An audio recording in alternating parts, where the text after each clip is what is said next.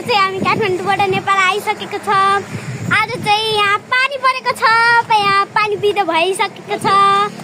हेर्नु गाइज, तपाईँलाई कस्तो भिडियो लाग्यो? यहाँ चाहिँ पानी परेको छ। त के बोल्छस् बोल।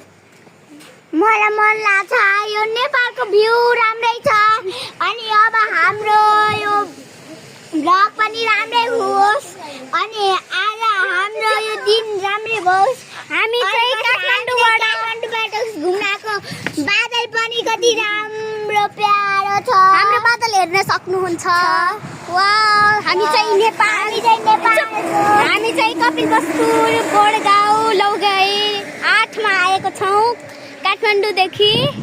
हेलो गाइज, हामी आउँदा बित्तिकै आज पानी परेको छ। बाई बाई गाइज, आजको लागि यति नै। भोलिको भ्लग हेरौँला है त गाइज। By by.